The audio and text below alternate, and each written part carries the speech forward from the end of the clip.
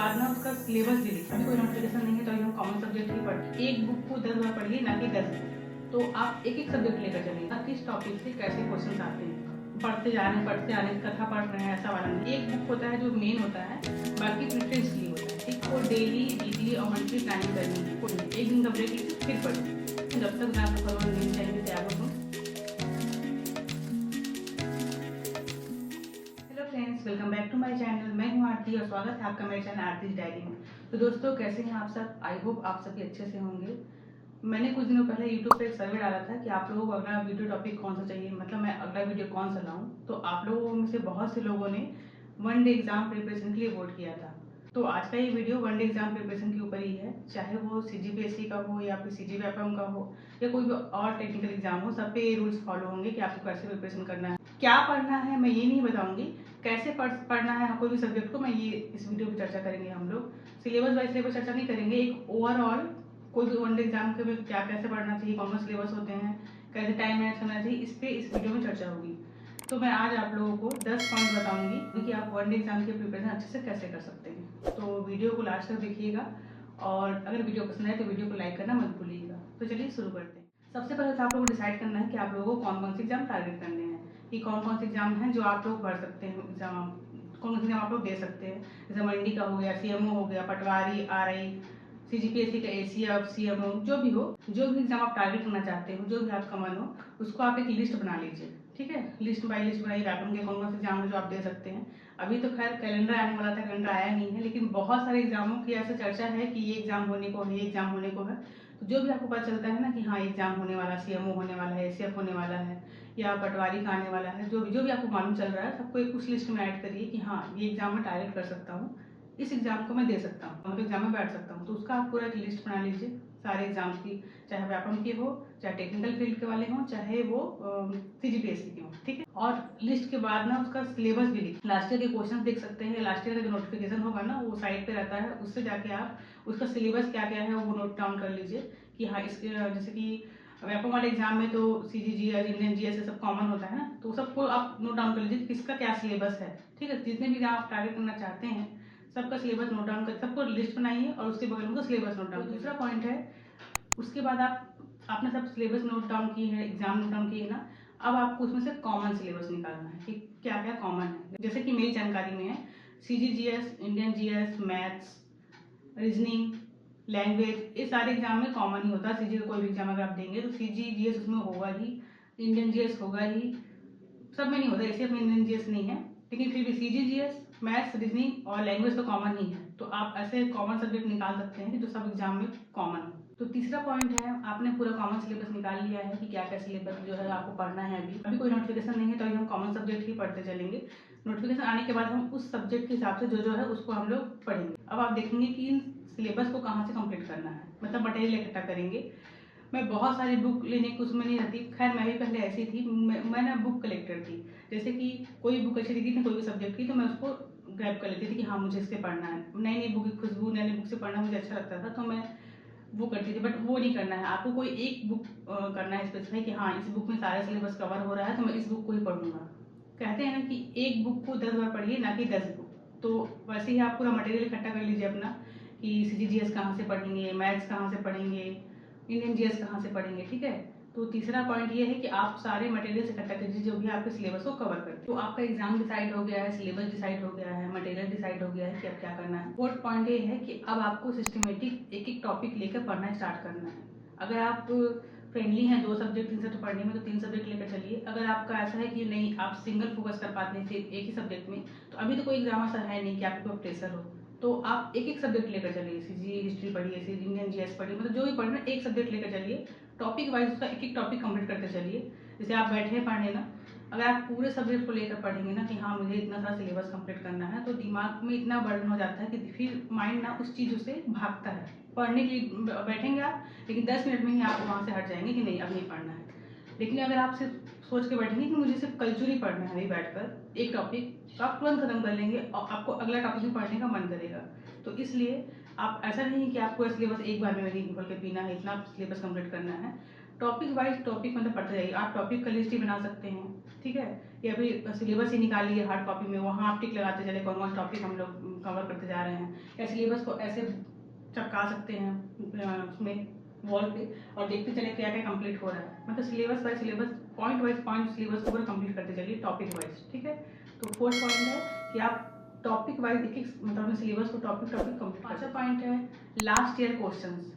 किसी भी एग्जाम के लास्ट ईयर के क्वेश्चंस पेपर सॉल्व पेपर मिलते हैं, उसको लेकर आइए, आपको समझ में आएगा किस टॉपिक से कैसे क्वेश्चंस आते हैं और किस पोर्शन को कैसे पढ़ना है। तो वो बहुत जरूरी है। जैसे मान लीजिए मैं इंडियन जीएस हिस्ट्री की बात करूँ और आपको पढ़ना है मुगल काल, ठीक है, तो आप उसमें पूरा पढ़ते जाएंगे समझ नहीं आएगा कैसे करना है। लेकिन जैसे ही आप ओल्ड क्वेश्चन देखेंगे ना, हाँ इसके मुगल काल प्रशासन को टारगेट किया हुआ है, स्थापत्य को टारगेट किया हुआ है, तो आप उसको पढ़ेंगे। बस इसलिए ना हर टॉपिक का ना ओल्ड क्वेश्चन जरूर देखें, ऐसा आंसर कर देना जिसमें टॉपिक वाइज आपको ओल्ड क्वेश्चन दिया हो, ठीक है। तो इससे ये होगा ना कि आप कुछ भी पढ़ रहे हैं तो एक बोलते हैं ना कि बिना डेस्टिनेशन के ट्रेन, वैसा नहीं होगा। पढ़ते जा रहे हैं कथा पढ़ रहे हैं, ऐसा वाला नहीं। पहले क्वेश्चन देखिए, ठीक है, क्या क्वेश्चन आए हैं, हाँ ये सब्जेक्ट ये टारगेट हो रहा है, आपको इसको टारगेट कर रहा है, सीजीपीएससी इसको टारगेट कर रहा है, तो वो सब्जेक्ट उस टॉपिक को वैसे ही पढ़िए।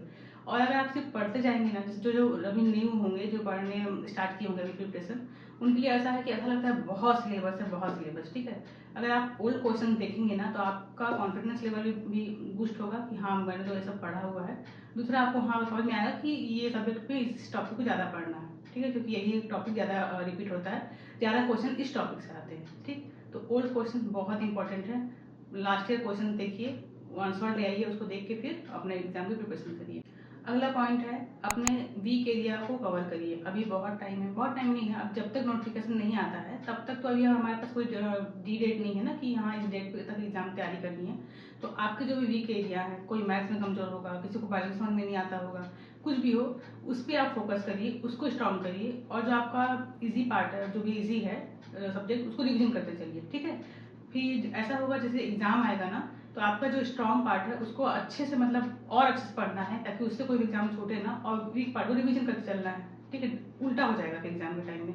अभी आपको अपने जो चीज़ समझ नहीं आती, हिस्ट्री पढ़ते होंगे, उसमें भी ना बहुत सारी चीज़ ऐसी होंगी जो आपको समझ में आती होंगी। जैसे मॉडर्न हिस्ट्री आप लोग बहुत अच्छे से पढ़ लेते होंगे, क्योंकि रिलेट कर पाते हैं अपने आसपास से। और जो एंशिएंट हिस्ट्री होगी, मिडिवल हिस्ट्री होगी, आप लोग नहीं पढ़ पाते होंगे मेरे हिसाब से।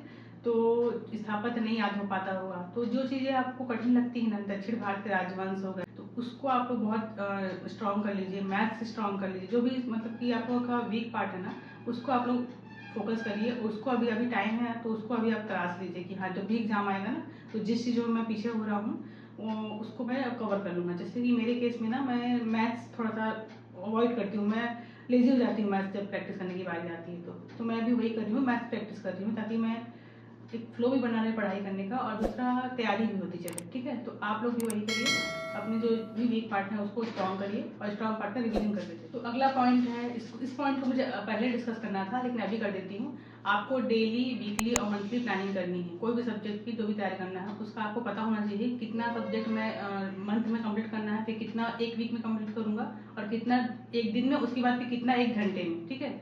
मान लो हम लोग कोई उदाहरण समझते हैं, इंडियन हिस्ट्री आपको पढ़ना है, अभी अप्रैल चल रहा है, 3 वीक्स अभी बचे हुए हैं अप्रैल के। तो आप लोग डिसाइड किए, मान लो कि अप्रैल तक मुझे हिस्ट्री कंप्लीट करना है, तो अप्रैल तक तो हिस्ट्री कंप्लीट करना है, एक मंथली प्लानिंग होगी। उसकी वीकली प्लानिंग कैसे होगी? एक वीक में मैं एंशिएंट, मिडिवल और फिर थर्ड वीक में मॉडर्न हिस्ट्री कंप्लीट करूंगा, ठीक है। अब एक वीक में मॉडर्न हिस्ट्री कंप्लीट करना है, तो मॉडर्न हिस्ट्री का भी पार्ट पार्ट कर लीजिए। गांधीवादी युग हो गया, कांग्रेस का हो गया, ठीक है, सबको एक एक दिन दे दीजिए। ऐसे करने से ना आपको बर्डन कम रहेगा, और रिटर्न में होना चाहिए हर कुछ। दिमाग में सोचते रहेंगे ना अगर, तो वो चीज़ें बर्डन हो जाती हैं।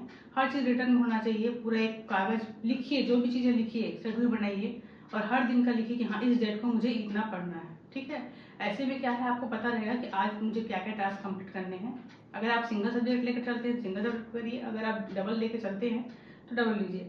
और मुझे तो मेरे ख्याल से मेरा एडवाइस यही रहेगा कि एक सब्जेक्ट जीएस का होना चाहिए, तो दूसरा एक मैथ्स का या लैंग्वेज का, ऐसा होना चाहिए। 2 सब्जेक्ट कम से कम होना ही चाहिए पर डे। तो ऐसे आप शेड्यूल बना सकते हैं, और टारगेट अपना अचीव करेंगे ना, तो आपको बहुत अच्छा लगेगा। एक डोपामिन रिलीज होता है ना, वो आपको और पढ़ने के लिए मोटिवेट करेगा।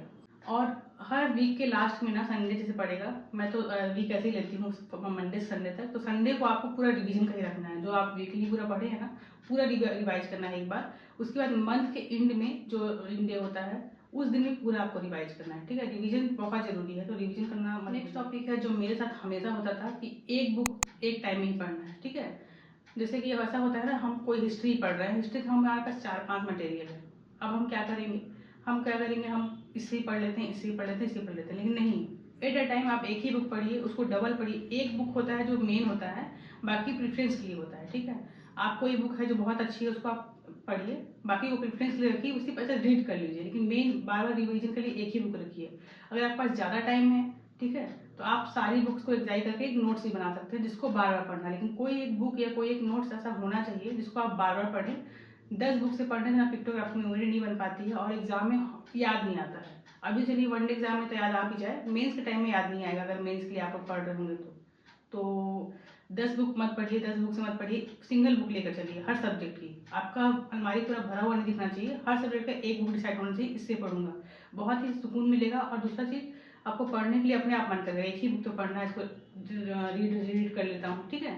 तो मल्टीपल बुक मत रखिए, सिंगल सब्जेक्ट का सिंगल बुक। अगला पॉइंट ये है कि मॉक टेस्ट देते रहिए, क्योंकि हमारा प्रोग्रेस क्या है समझ में आता है। दूसरा, मॉक टेस्ट जरूरी नहीं है कि आप कहीं जाकर दें, ऑनलाइन मॉक टेस्ट भी हो रहा है, बहुत सारे ऐप्स में भी टेस्ट होते रहते हैं, टेलीग्राम में भी कई चैनल वाले टेस्ट कराते हैं। उससे क्या होता है ना, ऑब्जेक्टिव सॉल्व करने का आता है। जैसे 4 ऑप्शन देख कर टैकल कैसे करना है, कैसे रिकॉल, आपका माइंड ना रिकॉल करने के लिए ट्रेंड होता है, ठीक है। वनडे एग्जाम तो ऑब्जेक्टिव होना है, तो आपको मॉक टेस्ट देते रहना है। चाहे वो आप ओल्ड पेपर ले आइए, चाहे कहीं से मॉक टेस्ट खरीद कर ले आइए, या किसी कोचिंग में जाकर दीजिए, लेकिन मॉक टेस्ट देते रहिए। इससे ना एग्जाम वाला जो प्रेशर होता है ना, वो आप अभी प्रैक्टिस कर लेंगे कि आपका माइंड उस प्रेशर में कैसे काम करता है। और सीरियसली दिलाना है, ऐसा नहीं कि बस पढ़ लिए नहीं पढ़े, ऐसा वाला नहीं। मॉक टेस्ट दिलाना है, और टॉपिक वाइज दिलाइए या तो फिर पूरा पढ़ने के बाद दिलाइए। मेरे ख्याल से टॉपिक वाइज दिलाना ज़्यादा अच्छा रहेगा, ताकि धीरे धीरे आप लोग का प्रोग्रेस होते रहे। तो मॉक टेस्ट जरूर दिलाइए। और लास्ट पॉइंट है कि बी पॉजिटिव, बी काम, बी पॉजिटिव, क्योंकि कोई भी एग्जाम एक दिन में क्लियर नहीं होता है। ऐसा नहीं कि बस इस बार मुझे निकालना ही है, इस बार वाला छोड़ दीजिए। ये सोचिएगा कि हाँ, मुझे पढ़ाई करनी है और जब तक जॉब ना लग जाए तब तक मेरे को पढ़ना ही है, ठीक है। एग्जाम सिर्फ एक मॉक टेस्ट, जैसे आप मॉक टेस्ट दे रहे हैं ना, वो एग्जाम डेट को भी मॉक टेस्ट की तरह ही लीजिएगा। हाँ, मैं मॉक टेस्ट देकर आया हूँ, उसके बाद मुझे पढ़ना ही है, एक दिन का ब्रेक लीजिए फिर पढ़िए। अब जब तक बोलते हैं, जब तक ना सफल हो नींद चैन के त्याग हो तुम, तो वही वाला करना होगा। तो अभी तो एग्जाम का कोई डेट है नहीं, तो डेट डिसाइड कर लीजिए, मैं भी डिसाइड करती हूँ, चलिए मिलकर करते हैं। तो 30 मई को डिसाइड करते हैं कि हमारा एग्जाम है, और उसको रखकर ध्यान में रख, उस डेट को ध्यान में रखकर आप लोग ऐसे शेड्यूल बनाइए। मैं भी वैसे बनाती हूँ। अगर आप लोग बोलेंगे तो अगला वीडियो फिर शेड्यूल बनाने के ऊपर ही आ जाएगा कि 30 दिन 60 दिन का कैसे हम शेड्यूल बनाएं, ठीक है। तो ठीक है, आज की वीडियो में इतना ही। अगर वीडियो पसंद आई तो वीडियो को like, comment and subscribe. Thank you for watching.